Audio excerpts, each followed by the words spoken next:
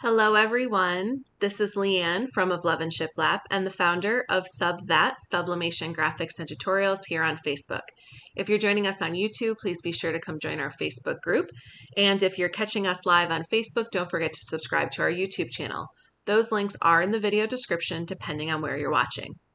Today's video is going to be an introduction to everything that you need to know to get started with Affinity Designer for sublimation printing and design. Now, I could never cover all of the tools and features that are in this program in one video, and I don't intend on doing that today. My goal with this video is really for those who are just starting out and they're so completely lost and they don't even know the basics or where to start. So this video is going to cover all of that stuff. If you've been in my group for a while, then you know that I highly recommend Affinity Designer. First and foremost, when it comes to affordable softwares, you really can't beat this. It has more capabilities than programs like GIMP and Inkscape, and it is more affordable than programs like Corel and Photoshop or the Adobe suite of products. It's also more affordable. In addition to that, when you're comparing it to something like Silhouette, Silhouette is not a graphic design program and therefore doesn't even have a fraction of the capabilities that a program like this does. Now, I've had Affinity Designer since it was in beta. I've had it for 6 years then. That's how long they've been developing the 1.0 version, which is what is currently available. And this program has a one-time license fee for life. So when I got this in beta, I believe it was $39.99, and even now the price is $49.99. And that license is good for life. It includes all of the updates of this version. So in 6 years, I've never paid more than that original license fee that I paid. Now, it is my understanding from the Affinity Designer forums that when a new fully developed version comes out, which will be the Affinity 2.0, that then you may have to pay an upgrade license fee. I don't anticipate it to be more than what the program would cost itself, which again will most likely be around that $50 price point. I imagine that if you already have the 1.0, that upgrade to the 2.0 is probably going to be half of that. Obviously, I don't know for sure because this is all new. But as I mentioned, even if you had just paid the $50 or the $40 like I did 6 years ago, that's 6 years that this program has continued to develop, and I have not paid any more, which is substantial savings when you compare it to something like the Adobe suite of products where you're spending $40 a month. And that really adds up over the years when you're a small business. And it's really not specifically about the fact that, yeah, you can tax deduct those costs. It's about what's most realistic for your business and your skill set and capabilities.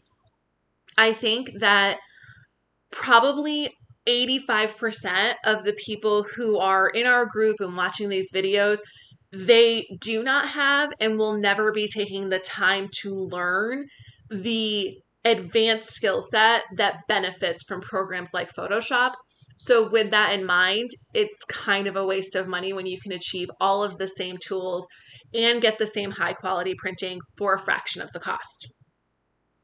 Another reason why I really like Affinity is that I do feel it's a little bit more user-friendly than Photoshop. If you guys have seen my videos, then you know that I really do make things look easy, but it's just because they are easy. And so often I see people trying to overthink the process, which is something that I will talk about today as well in our introduction video. And last but not least, one of the main reasons that I prefer this program is because it's so feature-rich and it only uses 20% of the processing power that Photoshop does. So with that in mind, if you are not springing for that gaming quality laptop, then this program is going to give you significantly better performance. Most of the features you're probably going to want that Photoshop currently has. There are some things that Affinity doesn't have, but you can work around them pretty easily. And it's not going to be glitchy or limited like Inkscape, GIMP, and Silhouette can be. So again, I really recommend Affinity Designer. I love this program and I do think it's really great. So before we dive into our introduction, I also just want to draw your attention to the website for Affinity Designer. So If you come to affinity.serif.com, just see we got that up here, you'll see that there's a tab here that says Learn. I see so many incredibly basic questions in not just our group, but in other groups as well. And even though I'm going to cover a lot of them today, I highly, highly recommend that you take time to go through the free videos that have been put together here. So when you click on the Learn tab, you're going to be brought to this interface. And depending on which program you're using, you can choose desktop videos or iPad videos. Now, Affinity Designer is for your vector artwork options. Affinity Photo, as the name suggests, is largely for photo editing, but it does have a couple of features that are not in Affinity Designer that are beneficial, like a warp tool is not available in Affinity Designer, but is in Photo. And you can work with both programs interchangeably. So I do recommend, if you really think you'll use some of those features, or if you happen to do a lot with photos, that you get both. And then Affinity Publisher is, of course, for document creation, which not very many of us in this market are doing this, but just for the record.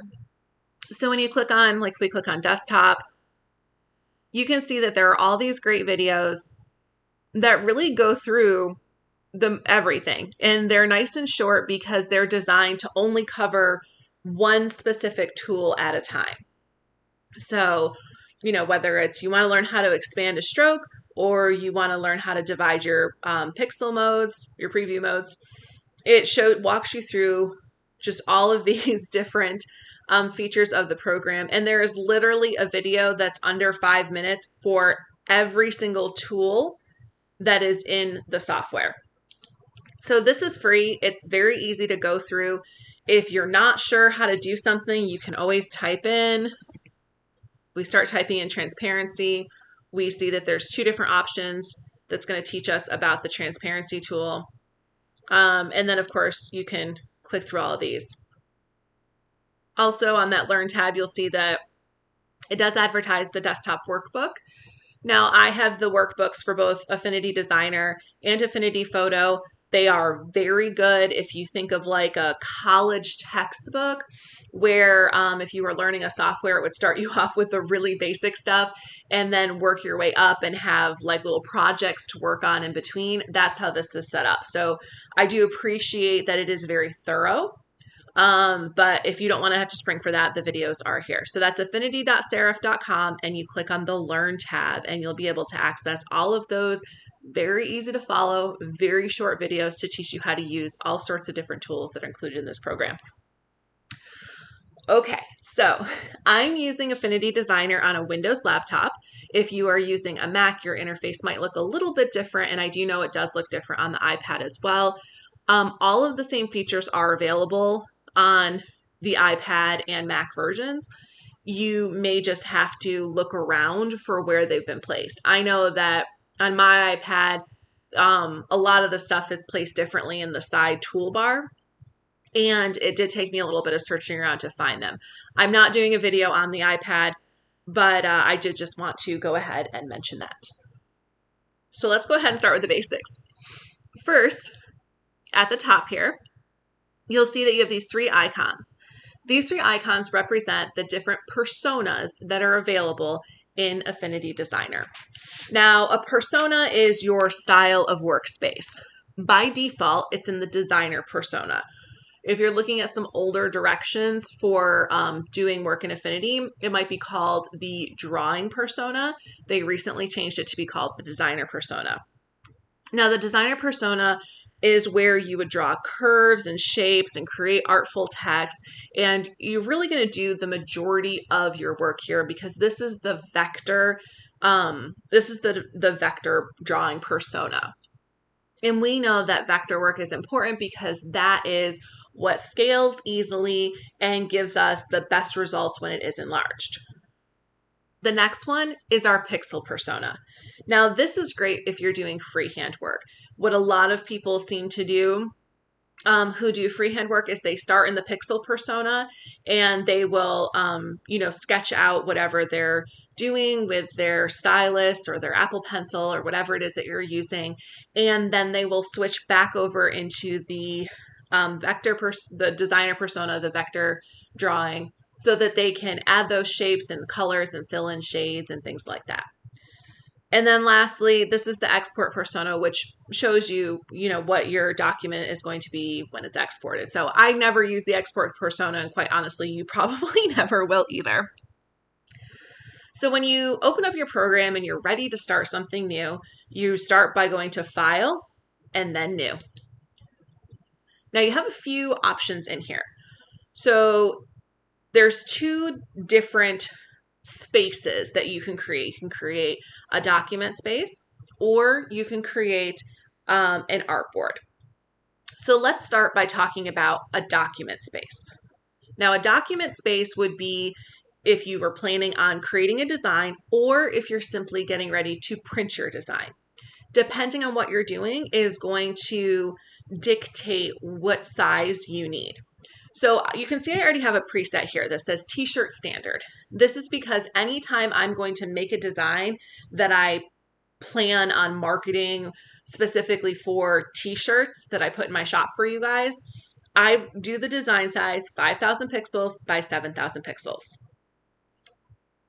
So if I was going to be creating a design today, that is the one I would click on and use. Now, this is a custom one in which I created, and you can create your own template as well by going over here and choosing whatever sizes you want. So let's say we were going to do this, a simple square that can be used on anything. We might do 5,000 by 5,000 pixels. Your DPI, I typically go with 400. Now, 300 is the minimum when you are creating a digital design. I like to do 400 so that your design will actually be scalable to larger sizes. And the reason why I do that is because if we're being realistic, many designs are being scaled up for larger items, whether it's a doormat, whether it's a 3XL to 6XL shirt, whether it's a floor mat, a beach towel. There's just so many possible uses when you're creating designs. So with that in mind, I always go with the 400 DPI so that there will be a higher pixel rate, so that when you enlarge the design, or when your end user enlarges the design, it's going to still come out clear.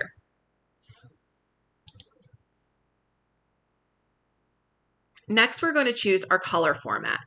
Now, it should already have RGB/8 selected, but RGB/8 is the one that you want to choose for digital design work, and if you are printing. So maybe you grabbed a clip art somewhere and you just want to add some text and print it. You always want to choose RGB/8. Now, this is applicable in the printing world if you are sending a document to a professional printer that's going to be using a laser printer, and that would be like if you created something that wanted to be printed at Staples, for example, then you want to use CMYK.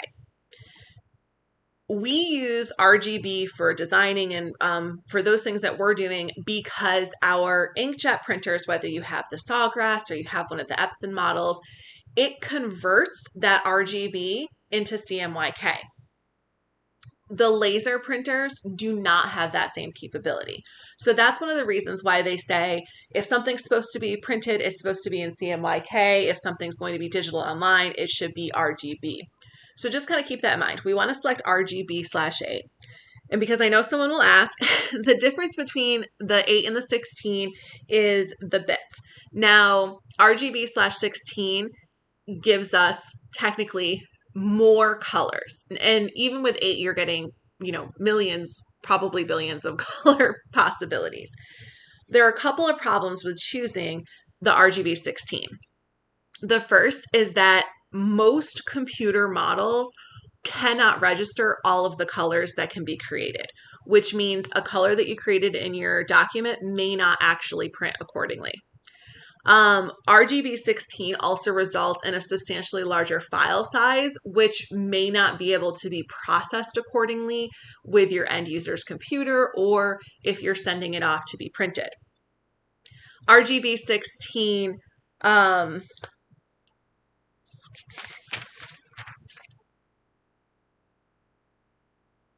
Oh, because items need to be converted from RGB 16 to RGB 8 for the best printing, when that conversion happens, it actually dilutes out some of the colors that you might be using. So the main goal here is that when you use RGB 8, you're getting more accuracy when your printer is going to convert that to the CMYK to print. And again, that's relevant to your inkjet printing. All right, so we'll choose RGB/8. Now, color profile. Very important. Hear this out.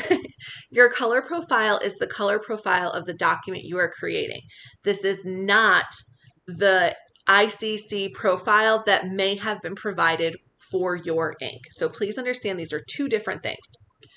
You want to make sure that the color profile you have selected is either the Epson sRGB or the sRGB IEC followed by this line of numbers. This is the one that I have always used, and if you guys have printed my designs, you know that they look great. This color profile is going to be embedded in your file so that if you are making designs and you send it off, it's going to make sure the colors stay correct on the individual's computer screen.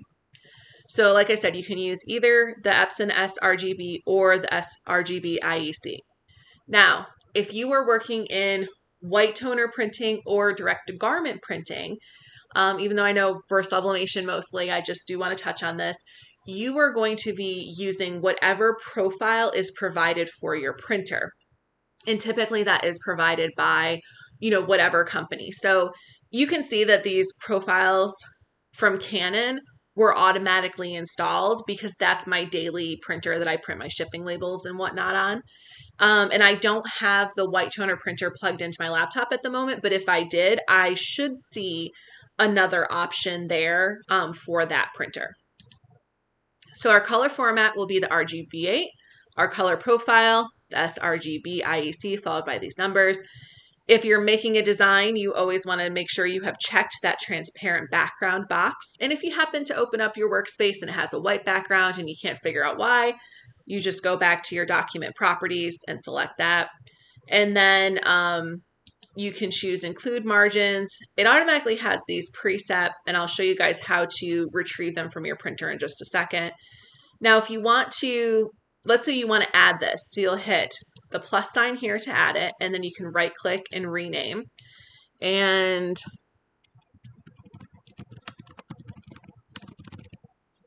I'll just name this General Square Design. And now that's there for future use. So if you know that there's different pixels that you want to use for your designs, you can preset those so that when you're ready to create, you can just click on one and hit create and have your workspace ready for you. Now, if we click on document setup, if we need to make any changes, you can just click on document setup, and actually you can go to file and document setup as well. There's two different ways to access it. Let's say we wanted to work in inches, which we would do if we were printing. You can select that from the drop-down menu. And then if you want to retrieve your margins from your printer, you just select that option and it will retrieve them from whatever printer it's picking up. If you're using the Epson workforce printers, it's actually like 0.117 pixels all the way around, but that printer is not currently on, so this is picking up from my Canon. And then if you happen to need your colors here, also make sure that color is selected to convert, not assign, because otherwise when it's open in different programs, it may not actually pull the correct colors. And then if you needed to adjust your dimensions or maybe make it portrait size, you can do all of that in here as well. So now this is a workspace. This is a document space that is ready for us to create a design.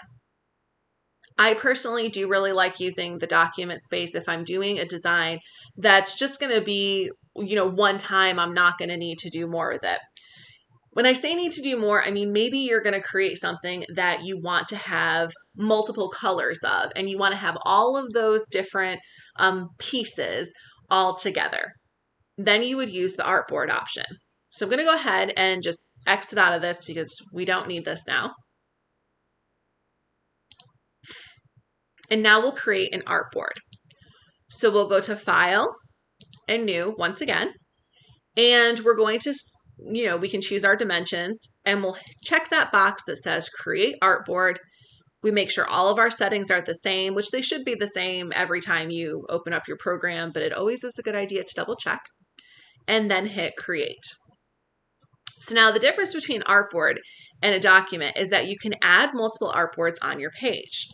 So if I just click on Navigator over here in the bottom and zoom out, I can move that artboard over there, and I can click on the artboard tool here in our toolbar and add another one. And like I mentioned, this allows you to create designs that might go together where maybe you're just changing colors. So to show you that, I'll just show you, here we go. These trucks that I've been working on for a little while now. This is a great example. So, I've got a yellow one for school, I've got a red one for Valentine's Day, and I'll probably do some Christmas ones, but I can go ahead and add another artboard where I can just duplicate over. So if we zoom out here and I add another artboard, and then I can actually just right click in my layer panel and hit duplicate. Oops, I duplicated my artboard. I meant to duplicate the graphic, but if we just go here and select all of this and I hit duplicate, and we can actually move that over there. And now I could go ahead and go through all of my layers. I could go through all of my layers and I could change the colors however I wanted in there. So if you have items that go together, you can do them all on one artboard, and it definitely makes it a little easier to work on each project individually. And then when you're done, you can export your specific artboard. So I'll come back to exporting in just a minute. So I am going to leave this open. But so that's the difference between artboard and a document design space. I'm going to X out of this. And now let's talk about if you're going to print. I see so many people try and make printing a design so much more complicated than it is. Now, the thing about what I see a lot of people try and do is they're trying to say, okay, I've got this design, this whatever, and they try to do file and print and then automatically have it resize, let the printer resize it. I do not recommend doing this. Your proportions of it being resized or your dimensions of it being resized are not going to be equivalent to the substrate that you're trying to use. So this is not the type of printing that you want to do that method of where you go file and then print.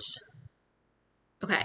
And where you do the fit type, you do scale or fit to printable or shrink to printable. So fit to printable would mean it would resize this. See how it resized it to fit on our design.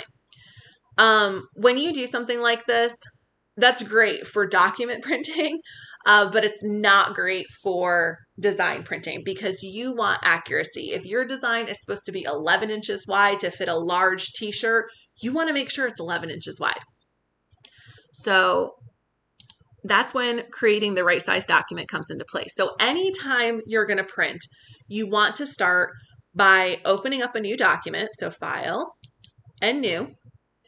And you can just click on this tab that says print to make it nice and easy because there's already got all these preset page sizes. So we'll scroll on down here. You can see they've got like business card, poster, definitely makes it a little easier. Somewhere in here there's letter. I must have missed it. There it is. So we'll click on letter size because that's the page size that we're going to be printing. And if you have a custom page size, you can also just change your dimensions right here and create a custom page size. So if you're printing, choose the page size that is going to be whatever you print. And of course, this will depend on, your substrate. If you are printing a design for a large t-shirt that needs to be 11 inches wide, then you would use the ledger option, the 11 by 17 media, so that your design would fit properly on there. If you needed your design to be 20 inches wide or 18 inches wide, then you would use the Super B paper. Kind of common sense, but again, I see a lot of people ask this question about not knowing what size to use, and You really just, I don't think it's that difficult. So that's just me. All right, so we're going to select letter size. And again, make sure our colors are all correct. And we're just going to, this is for printing. So we're just going to go ahead and hit create. Now, because this is pulling up my margins from my Canon printer, I'm just going to uncheck it so it doesn't confuse you guys. All right. I recommend keeping your workspace in the portrait orientation because as you are trying to set things to print, it's going to make it easier as well. Now I'm bringing this up again because I see so many people who they have this horizontal and then they go to print it in portrait and it doesn't print properly. So you will just save yourself so many headaches and so much stress by not making this more complicated than it is. Keep your workspace in portrait size, and if your design needs to be rotated, then rotate it, which I'm going to show you how to do. All right, so the first thing we want to do is import a design. So we go to File, and we select Place. And we'll just choose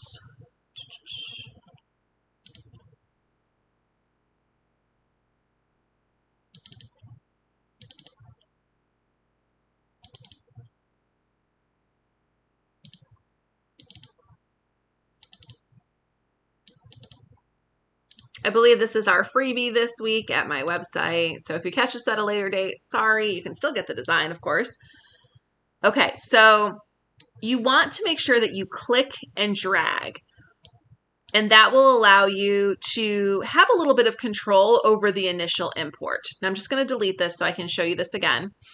If you don't click and drag, if you just do a single click, it's going to import massively. So again, you can go to File and then Place, or you can click on this little picture icon right here. This, when you hover over it, it says Place Image Tool. So I'll select that again. And if I just do one click, you can see it exports in at the full size. The first step after you have imported your design is always going to be to resize it. You can do that by clicking on the corner node and just kind of dragging it back and forth. That's always an option. And if you click on where it says transform down here in your sidebar, you will see the dimensions. You want to make sure that you lock that aspect ratio. Always do this. You do not ever want to skew a design like this or whatever to make it fit on a substrate. I can assure you that no designer in the history of ever created their designs for anyone to do something like this, and it does not look proportionately appropriate on your substrate. So you're trying to put together a professional product. So definitely make sure that you don't do something like that. I'm just going to do undo. There we go.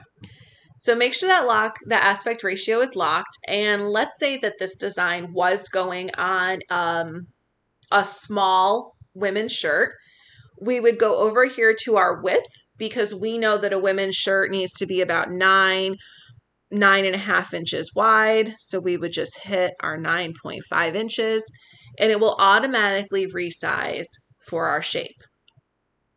Now, because of our print margins, this may or may not fit. And also, another thing we can see is that this design, because of the space around it, is actually smaller than the goal size of 9.5. So you have a few options here. First, you can choose to crop, use the vector crop tool. And you can, when you click on that, you'll see you got, let me zoom in. You can see you got these little brackets and you can just drag them in. I usually try and make sure there's not too much space around the outside of my designs, but you know, not always perfect. Okay. So if we do that, and then you want to make sure to click back on your move tool to deselect it. And then we'll click back on our transform and see we actually were over an inch under the width that we wanted. So we'll click on that again and we'll hit that 9.5. There we go. Now our design is the appropriate width. Obviously, if we tried to print it just like this, we would be cutting off our design, which we can see it's cut off on the edges. And if you ever don't see what's cut off on your design, or if you don't want to see what's in these spaces, you simply do that by going to View Mode, and then Clip to Canvas. So see how it no longer shows us what's off of our print space? It's totally up to you. Depending on what I'm working on, I go back and forth between them, but I have seen that question a few times, so I did just want to address it while we were there. Okay, so the next thing that we want to do to prepare this to print is to rotate it.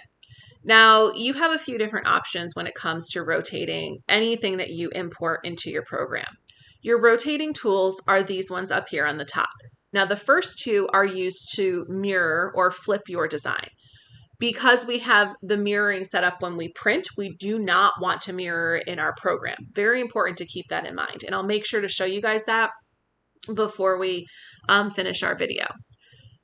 And then you have these options to rotate it counterclockwise or clockwise. And of course, you can always just rotate it yourself.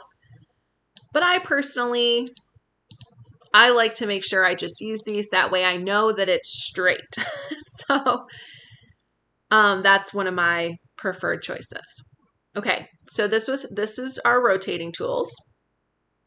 And then the next thing that you probably want to do is center it on the page. I know that I personally prefer for my designs to be centered if it's just one and it's filling the whole page, because that way I'm sure that if there's any ink on the edges or anything like that that gets caught with the rollers, that it's not going to be on my design, and I can just trim those edges and be good to go.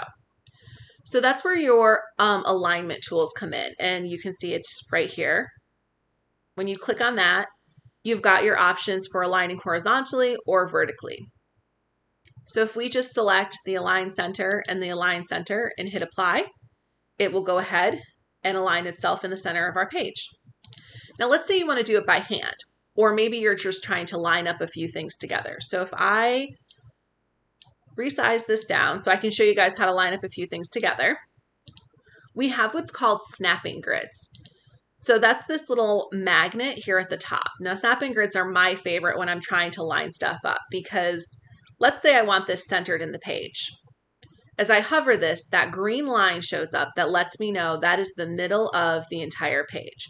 Now, let's say I put this over here, and I'm going to right click and duplicate it, or sorry, to duplicate, you need to do it over in the layers panel. So if I hit duplicate, and let's say I want the edges lined up.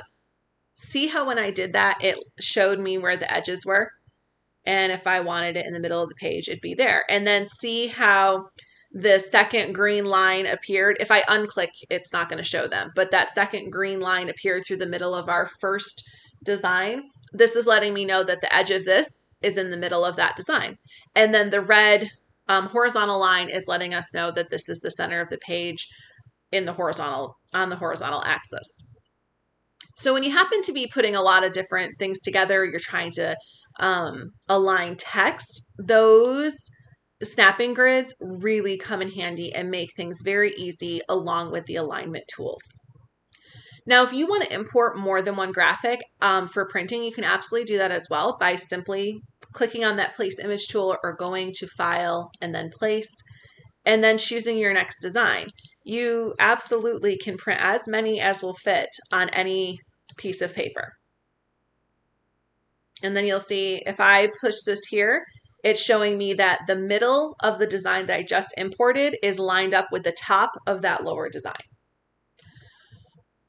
So in terms of just getting ready to print, that really covers the main things, which is importing, rotating, resizing, and aligning. Those are the main things that you need to know how to do if you're going to print a document.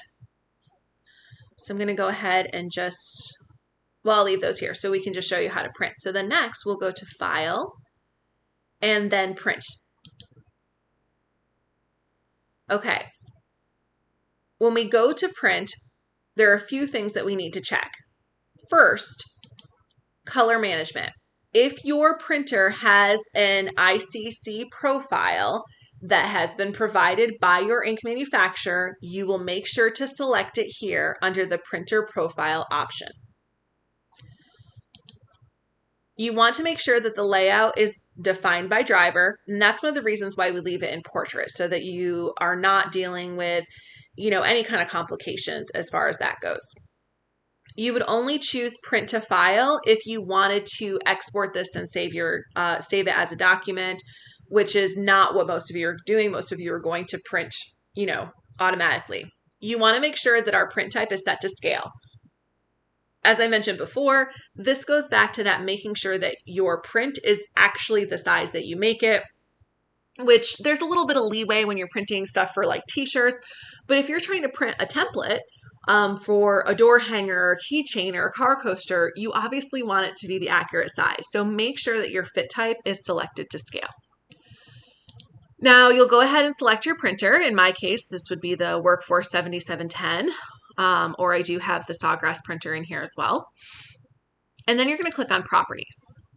Now, the paper settings will depend on your ink. So you do want to make sure that your letter size, your document size matches what's selected here. It will automatically update, but whatever your print page is, whether it's 11 by 17 or 13 by 19 or 8.5 by 11, make sure that it is selected in your document size. I use printer jack ink and paper. So my paper type selection is high quality plain paper with the high quality turned on. Again, this is for printer jack ink. Some inks do better using the premium presentation matte, but with this particular ink that actually alters the colors, so that's why I don't use it. What you can do is when you set all of your settings, whatever they are for your ink, again, make sure that this is for your ink. I'm not going to do a whole bunch in this because, again, it's relevant to your ink. You also want to click on more options, sorry. Make sure that high speed is unchecked and mirror image is checked, unless you happen to have a substrate that doesn't get mirrored. Now, most of them do. The ones that don't are like glass clocks and cutting boards. Like those ones don't get mirrored. And you'll know, your substrate, your supplier will tell you that it shouldn't be mirrored. But you can go ahead and always have it set to mirrored. And you can save all of these presets by going to Add Remove Presets and then giving it a name. And you can even select a cool icon if you want, and then hit save. So you can go ahead and set all of your settings for your printer with your page size, and you can choose, like I did letter, we could do another one that is legal size and another one that's tabloid, another one that's super B. And you can create all of those so that you don't have to go through and do all of your settings each time. You can just select the one that's relevant and hit print. So let me cancel out of that because I don't want to print, obviously, and waste any paper. Now let's talk about saving before I walk you through some of the other tools that you're going to want to know how to use. So let's say I want to save this project for future use. Like I'm not ready to print right now. I might want to add some more designs tomorrow, whatever the situation may be. Then you just go to File and Save As. Now, Save As is going to save your Affinity Designer document or artboard. So we hit Save As. It tells us it's an Affinity to file. You can rename it and save it. Now, I don't need to save this, so I'm not going to. But just so you guys know, you would give it the name and you would save it here. And this saves your design file. So it would look like this. These are design files. Now, let's say you want to export this to use it for a design. Then you would go to File and then Export. And you pretty much always save as a PNG. You can modify the size if necessary. And then you have this option here for the whole document. But if you happen to select one of the graphics, it'll give you some different options. So let's talk about that for a second. We'll talk about that in just a second, sorry.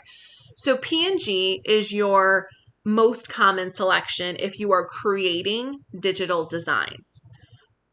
with that in mind, you want to make sure that it has that transparent background that we talked about. And then you would just make sure whole document is selected, adjust the size if necessary, and select export. And once again, it will give you an option to save that file. If you're working with a template, then you might want to be saving your file as a PDF. Same steps, file, export, and then you would choose PDF. And of course, you have the option to choose flattened or for print. Keep in mind that if you choose for print or for export, it's going to have the layers built in. So that may be ideal if you're someone who sells blanks or if you're trying to make designs that fit specific substrates that are made into a template. It's good to offer both if you do that, just so you guys know. But that would be your option there, PDF, flatten, if you don't want to have the layers available. So I usually, if I have a filled template for you guys on my website, it's a flattened PDF is one of the file formats that's included because I don't want you obviously to make edits and mess anything up. It's so that you can just open it and print it and it's ready to go. Everything's the right size and all you have to do is print it. And there are additional formats. So you can see right here, we have the option to print in a Photoshop format. You also have EPS and the TIFF and then JPEG, of course. JPEG is not going to be your preferred choice for if you're making digital designs because PNGs are more scalable and have the transparent background. So just keep that in mind. I just want to make sure I covered all of those for you. Now, let's say you only want to export part of this. So we just click on one design. And then we would once again still go to File and then Export. And now when we click on our area, we go back on our PNG, it's giving us the option to do our whole document or the selection with the background, which would be this design that we've clicked on, or the selection without the background. So if you select with background, it's going to give it a white background. If you select without, it will have no background. And of course, we always want without. So if you happen to make multiple designs that go together on one document space, you can select each one individually. You can go ahead and click here and resize it to the size that you want it. So it's a high resolution export and then hit that export again. Now the same idea goes for your artboards. So let's say I made a whole bunch of these trucks and obviously I want each truck to be an individual file. I would just go ahead and go to File and Export. And then it's going to give me an option. Do I want to export the entire document or to choose my artboards? So once again, same thing, you would select the one, hit Export. When you do, it's going to give you the option to enter your file name and save, and you are done. All right, so now we've showed you how to get your page set up depending on what your goal is. We've showed you how to set everything up for printing and get yourself ready to print, and I've showed you how to export and save your files. So I'm just going to get out of this and I'm going to delete these because we don't need those. And now let's just talk about some of the other tools that are available to you that are pretty easy to use. Now I mentioned before that one of the nice parts about Affinity is that you can switch back and forth between the designer persona and the pixel persona. Our pixel persona, again, is best for that freehand drawing. So if that's what we were doing, we would, click on our paintbrush and we could choose any of these brushes. I've got some that I've purchased. That's what all these are. And then you have the ones that automatically come included. So like if we selected pencils, and then you can go up here to your width and you can increase the size. And then you could sit here and just draw. Now, when you, one of the reasons why people who do a lot of freehand work use the pixel persona first and then go back to the designer persona is so that they can create this base layer of whatever design is that they are creating and have it as one pixel layer that they can then overlap to create the shades and gradients. Me personally, I have zero freehand skill. So this is definitely not a technique that I use, but maybe someday I'll be able to draw something more than a heart. In the pixel persona, there are some there are some tools that are not available in the designer persona. These tools do not work on vector graphics. So like if you make a shape, if you use one of our shape tools and make a shape, that's not going to work. You're not going to be able to use the smudge tool or the blur tool from here on those. These are specifically for the pixel work that you're putting together. Okay. I'm not going to go through all of these different tools, but when you hover over them, you can see what they're called. And then you can go back to that Learn tab on the Affinity website and you can watch a video on how to use the blur brush tool, how to use the smudge tool, or you can just play around with them. If you want to go ahead and delete a layer, you simply click, make sure the layer is selected in our layers panel and click the trash icon. And if you're in the pixel layer and you want to create a new layer, you simply add pixel layer, this little checkerboard that's here. You'll find that the pixel layer has a lot more brushes available because a lot of the brushes are pixel brushes. And like I said, this is that platform if you're trying to do the freehand and the doodling and things like that. If you're looking to do more vector-based work, which vector work is all shapes and shading and things like that, then you do that in the designer persona. So when we click back here, we've got a few things to work with. As I mentioned, you can import your graphic by using the place image tool. And then from there, you can go ahead and build on it. There's also the stock option. So I'm just going to use that since we're already here. I'm just going to type something in. The stock that's included is not particularly special, but it just gives you something to kind of play around with, especially if you are trying to learn the ins and outs of this program. So I'm just going to click one of these. Oops.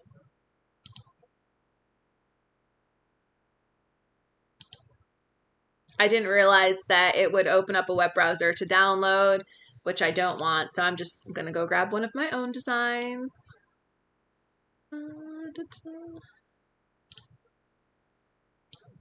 Okay. So let's say that we're working with this design. Every time you import something or add something to your workspace, it's going to appear here in your layers panel. You can move things all around when you add them. So let's just add some shapes. These are our shape tools. They're very easy to use and they give you a lot of versatility. I highly recommend taking some time to play around with them. So let's just, I don't know, we'll add a triangle. And you'll notice with any shape that you choose, you're going to see like a red dot somewhere. And this allows you to make some modifications to how the shape is. So if I wanted to go all the way over to make a 90-degree triangle, then I would just slide this all the way over and I could go the other way. What I like about that particular feature is it gives you the ability to kind of play around with the different shapes. So if we click on the little corner spot right here, you'll see all these different shapes that you can work with. And some of them, like the star tool, just grab that for a second. You can modify the depth of your points. You can make them more rounded. And then you can even go up here and see the other options that are presented with you. And maybe you want to add more points. So these shape tools give you some ideas, some unique features to kind of play with. And if you've seen some of the videos I've done, like on how to make a bunny or how to make a wine glass or how to make a gnome, you know that you can use these shapes and merge them together to create other shapes. And it gives you a great base for whatever it is you're trying to do. So I'm just going to delete that one. I'm going to right click and duplicate this triangle. So if you want to duplicate, you have to do it in the layers panel. So you right click and duplicate. And let's say we want to make these two triangles a background. So I'm going to make this one kind of a seafoam green, and you can't see it because it's underneath. And then we'll make this one, I don't know, pink. Okay. Currently, these are covering our design, which is obviously a problem. In order to move them, you can click on one of your tools up here. So if you hover over them, you've got move to back, and see it moves it all the way to the back. And then move back one, move forward, depending on the location options. Or you can just move them in your layers panel, which is pretty easy. So I moved that to the top and now it is on top of everything here. And the reason why I'm showing you this is because I see people ask all the time, they'll have a graphic and they want to add text and they don't know how to just add text or add a shape. So that's how you do it. If you want to add shapes, we've got shapes here. I can duplicate another triangle and make this like a 3 triangle thing. But again, it's covering that green one. So I'll just click and drag it in the layers panel and now it's behind that. And the same process would happen if you wanted to add text. You'd click on your text tool, you click and drag to give it some size. You can then resize it, or you can manually enter the numbers here. You highlight it, select a font, and then put it over here. If we wanted it to be hidden, you can move it behind your layers. So pretty easy. Working with the layers is honestly a lot easier than I think some people make it out to be. And I don't want you guys to be intimidated because it really gives you that ability to add text, to layer your designs, whatever it is that you're trying to do. I mean, if I open up our pickup trucks again and we look at one of these, we can see all these different like shapes that I've put together. And the textures, you know, to make the little tail light, to add the little lines that are on the bumper. All of that is all these different layers. So if I wanted to move stuff around, I could. And, you know, this is just kind of what a detailed project looks like with a lot of shapes and textures and whatnot. If you guys were wondering.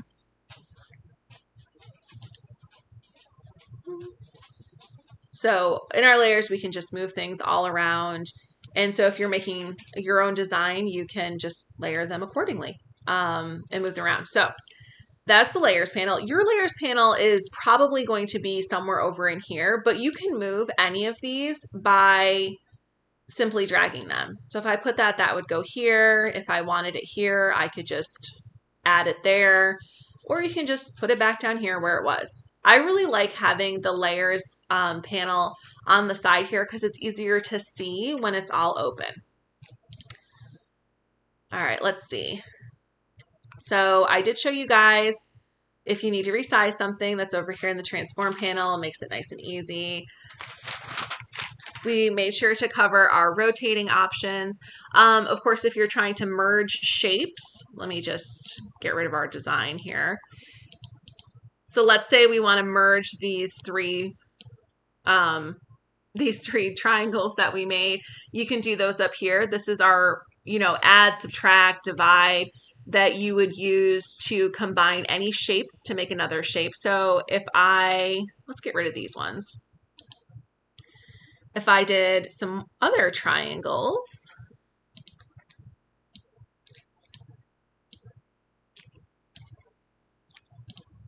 and just clicked and moved them, and you see we got those snapping grids I was talking about. Make this a little bit bigger for you guys. And then if I just did it again, okay.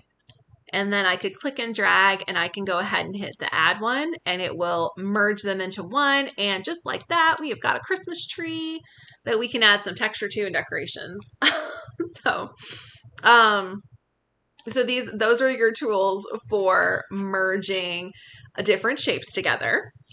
And if you want to connect curves, so lines that you make, that would be with your pen tool. So if we just did like this one, and if we click on that node tool, I've used this a lot in demos. And then you can go over here to your stroke panel and give that a nice thick stroke. And then let's say I want to make another one. Okay. So if you wanted to merge these curves together, so instead of being 2 layers, they would just be 1, you click and drag, and then you go to layer, geometry, and then merge curves, and now that is 1 piece. So if you're creating custom lines, you would do that. I know I've showed you guys some different things with doing curves in videos, so that shows you how to do that. We showed you how to do your shapes. We showed you how to move everything, how to align. Now let's just talk about if your toolbar display gets messed up. You go to view, and then studio, and you'll see all of these different tools that you can have or not have in your studio. If you somehow lost something and you just don't know what happened, you can always just click reset studio and it's going to put it back to whatever the default settings are. And then if you want to customize your toolbar, you can select customize tools and you can drag and drop them over in here if you want to add different things. And I'm going to hit close. And you can also customize your navigation bar too. So we go to view and then customize toolbar. Sorry, the other one is customize tools. These are your tools. The toolbar is this part at the top. So view, customize toolbar, and then you can click and drag. So maybe I want some more options for alignment. I can just drag that up there. I don't really need to add anything else, but just wanted to give you guys an example. And then now you've got additional options here. So every place that there's space, you can add new items and new tools. Now you'll notice that some things are shaded out. That is because those options aren't available. For example, the movement tools are not available because we only have 1 layer. We can add, because this is for shapes, we can add or divide, but this is not for curves. So just to cover that as well. And then I think last is really just to cover coloring. So if we just make a heart, it's this ugly green color. So we click on our color tab. The closed circle is your fill color, and the open circle is your outline stroke. If you happen to notice that you made a shape and it has any type of like a subtle hue and you can't figure out what's going on because it's supposed to be white, this is where you would check and you would be like, okay, is there a color? Is there not a color? And go from there. So, we could just make this pink.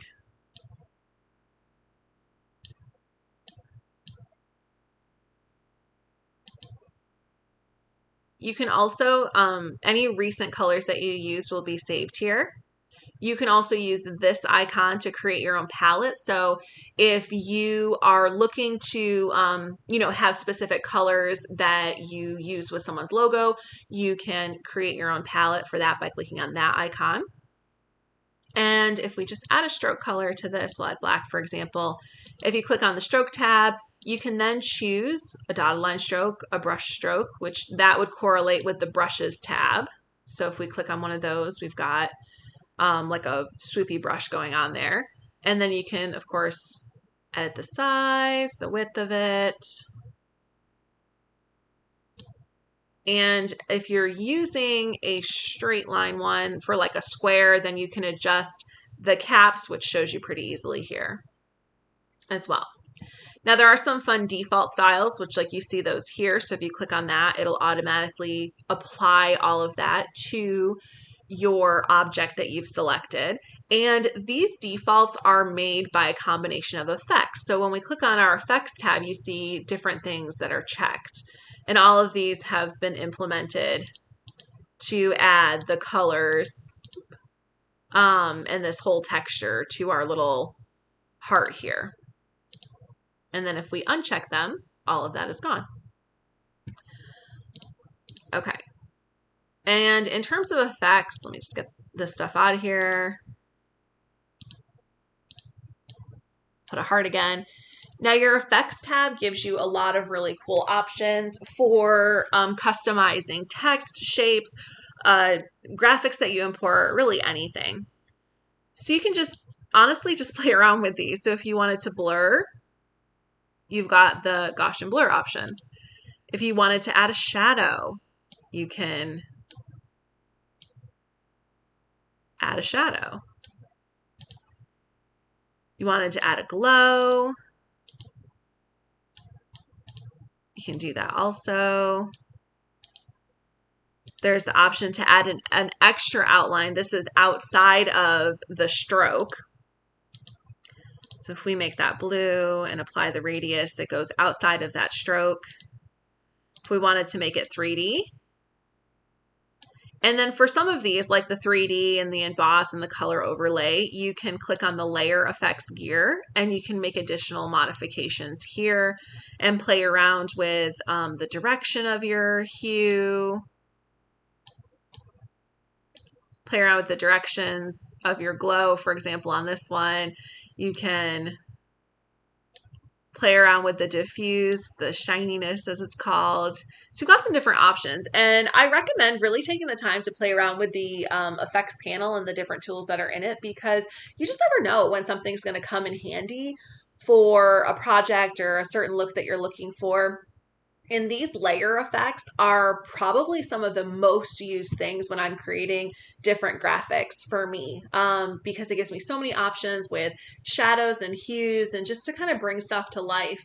And that's one of the reasons, that's one of the things I like about it. All right, so the last thing I want to touch upon in terms of the basic stuff that you need to know is making any modifications. So if you go down here to the bottom, you see this half moon. This is our adjustments listing. So when you click on that, there are all these different color adjustments and things that you can make. I'm not going to go through them all, but I encourage you to take time to go through them. If you wanted black and white, for example, you could convert something to black and white. If you can play around with the hues as necessary. Ooh. If you need to adjust an adjustment, you just double click on the icon and then you can, hit delete if you didn't want it anymore. If you need to adjust the vibrance, so especially if you happen to license clip art, a lot of times clip art that you license does not have good vibrance for some reason. So you would go ahead and you could adjust the vibrance in here, or the saturation. And then you could even add another layer where you adjusted the brightness. Maybe the contrast a little bit. So this is where you would make those adjustments. Now, this is not photo quality adjustments. Once again, like I said at the beginning, that's what Affinity Photo is for. But this does give you a lot of options to change colors, to adjust hues, to improve the vibrance, exposure, shadows, anything like that might be in your clip art or your graphics. So minor editing stuff in terms of like photo quality editing, but big editing options if you're trying to edit clip art or make some edits to something that you have created yourself. Okay.